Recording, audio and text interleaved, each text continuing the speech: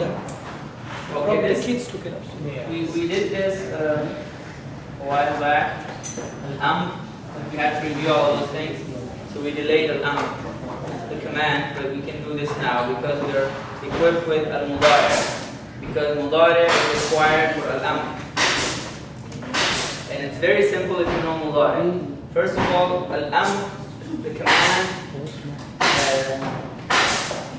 the way it is, it can be for both second person, third person, and first person. Okay. In English, the command is reserved only for second person, right? Go, do, write. When you tell someone to do, it's only for the second person. When you say go, you actually mean you go, right? Stop, you stop. Come, you come, and so on.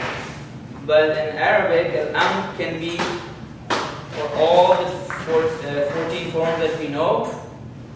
In Madi and Mudari, we can have amr for all of those. So you can have something like you command yourself to go, which is something like I should go, or he should go. Okay? For example,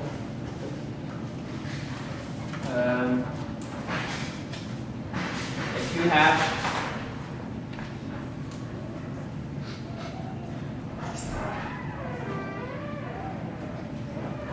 taktubu, you write.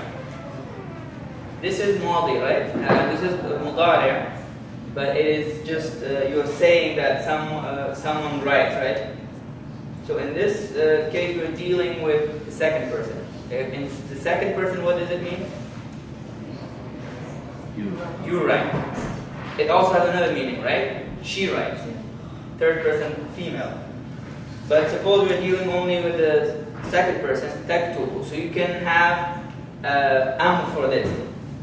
And that would mean write. Right?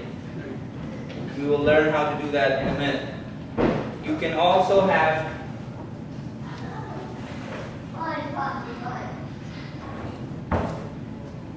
yaktubu, right?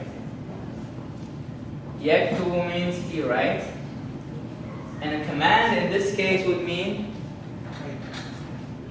you're giving an indirect command to the third person. He should write. Meaning this is a command, but it's not directed to him. It is something that someone else perhaps is supposed to convey to him. Okay?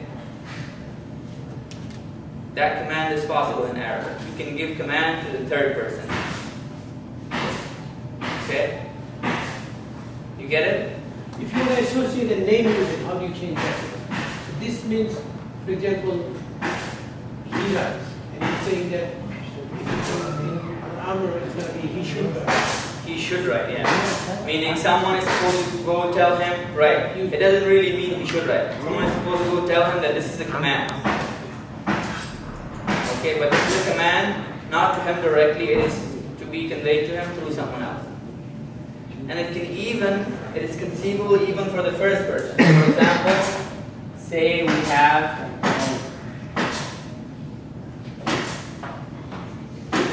aktubu, I write. So you can actually make a command to yourself, which would mean I should write. This is a command to myself. So in Arabic that's possible. So you can command yourself. To command and advise would be similar in Arabic, is it? To English advice? No, it's a command.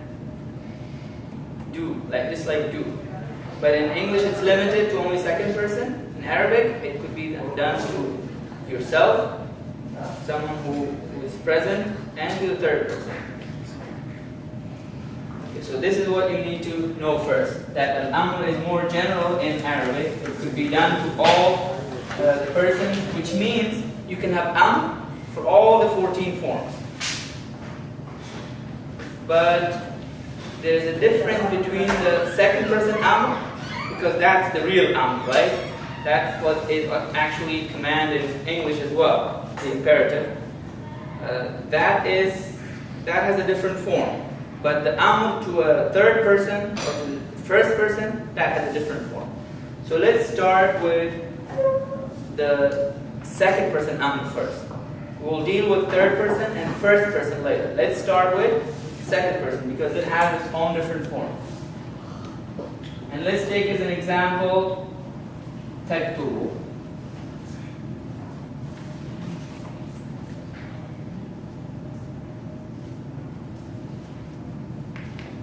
تكتب.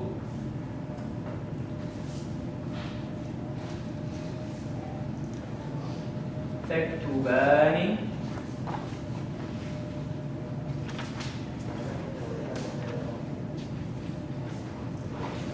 تكتبون. Right? And then you have three more, right? تكتبين.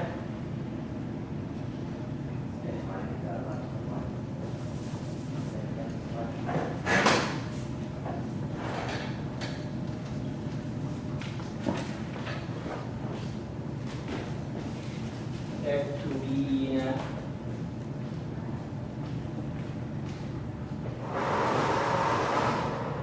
تكتبان. تكتبنا. تكتب.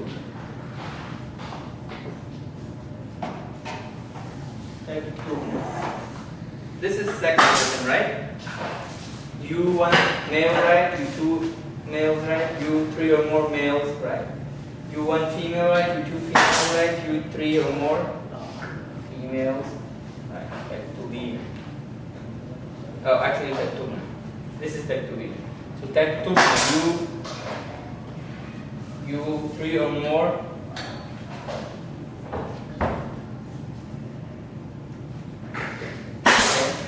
You three or more females, right? Okay, 1, 2, 3 or more.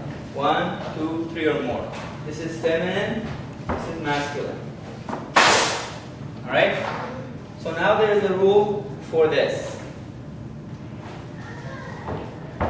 For example, if you want to change this to an which means you want to say right. Second person, singular, masculine. What do? The first thing you do is you get rid of the ta. Okay? You get rid of the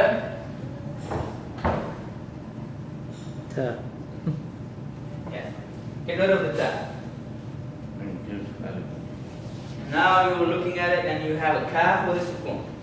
You're wondering how to pronounce it, and you can't. Because the first letter of a verb, word in Arabic has to have a haraka. You cannot pronounce it if it doesn't have fatha, kasra, or dhamma. It has got to have a fatha or kasra or dhamma. If it does not, then you cannot pronounce it. So we have an option to add a letter before it so that it could be actually pronounceable. So this is what we do. We add an alif here. And this is actually a hamza, as we know the difference between hamza and alif. This is called hamzatul wasl. Hamza.